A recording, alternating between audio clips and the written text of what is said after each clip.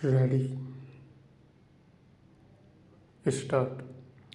बहनों और भाइयों, हम सब जानते हैं कि आज की सबसे बड़ी आवश्यकता यह है कि विकास की गति बढ़ाई जाए, क्योंकि आज हमें जिन समस्याओं का सामना करना पड़ रहा है और जिनकी इस सदन में भी कई बार चर्चा की गई है, जैसे बेरोजगारी, अल्प रोजगार, उद्योगों की अप्रयुक्त क्षमता, पिछड़े क्षेत्रों और जनता के पिछड़े वर्गों की दशा सुधारना, उनका एकमात्र हल यही है। हमें विकास कार्यों पर परिव्यय बढ़ाना ही पड़ेगा और साथ ही यह भी ध्यान रखना पड़ेगा कि कीमतें उचित स्तर पर बनी रहें। प्रस्तावित योजना की एक बहुत बड़ी विशेषता यह है कि इसमें स्थिरता के साथ विकास करने की बात कही गई है। स्थिरता बनाए रखने के लिए तय किया गया है कि कृषि उत्पादन में 5% की वार्षिक वृद्धि की जाए और समीकरण भंडार या बफर स्टॉक बनाया जाए। योजना में सभी जगह आत्मनिर्भरता पर बल दिया गया है। यह इससे स्पष्ट हो जाएगा कि 2 वर्ष बाद अनाज की रियायती आयात पूरी तरह से बंद कर दिया जाएगा और शुद्ध विदेशी सहायता वर्तमान स्तर से आधी ही ले जाएगी।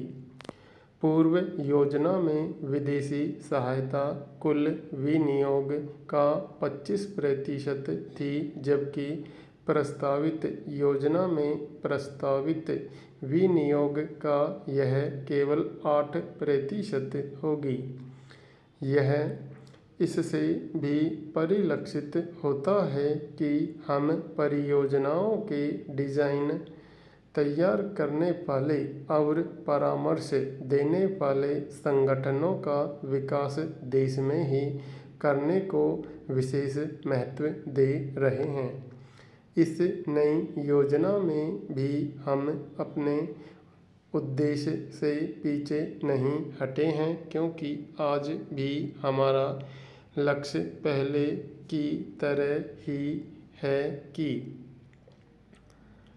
विकास के साथ साथ सामाजिक न्याय पर भी ध्यान दिया जाए। इसे तेजी से विकास करके पूरा किया जा सकता है। भाइयों और बहनों, लोकतंत्रीय प्रणाली में कम सुविधा प्राप्त वर्गों की उत्पादकता और कमाने की क्षमता बढ़ाने का यह एक अत्यंत प्रभावकारी उपाय है। योजना में यह सुनिश्चित करने की चेष्टा की गई है कि विभिन्न मदों में सरकारी खर्च में वृद्धि की यथोचित दर बनी रहे। वास्तव में हमारा लक्ष्य तो यह है कि अधिकाधिक साधन जुटाए जाएं और यदि संभव हो तो समाज सेवाओं पर होने वाले खर्च में और अधिक वृद्धि की जाए। कृषि के क्षेत्र में कुछ कदम उठाना बहुत ही महत्वपूर्ण है, इसलिए योजना में कुछ नीतियां निर्धारित की गई हैं।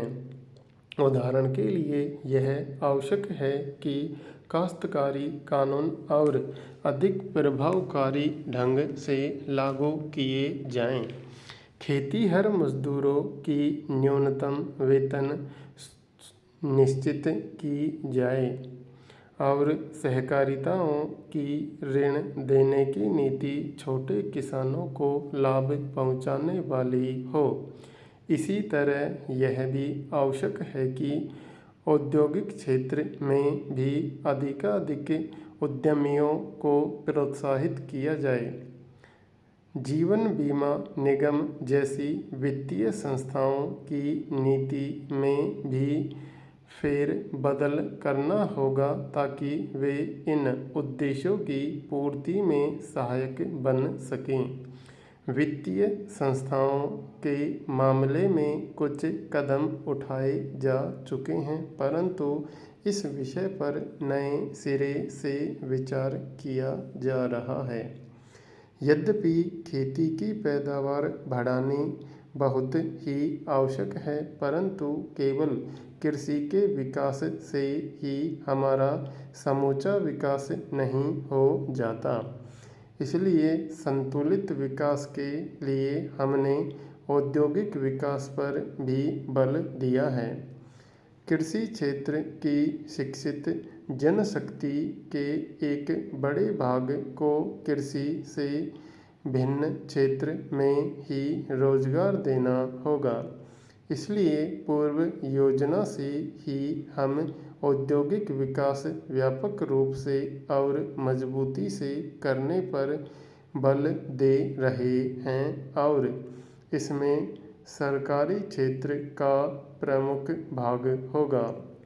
हमारा विचार है कि इस्पात, मशीन निर्माण, पेट्रो रसायन आदि मूल उद्योगों के लिए जिस ढंग से धन विनियोग की आवश्यकता है वह सरकारी क्षेत्र ही कर सकता है।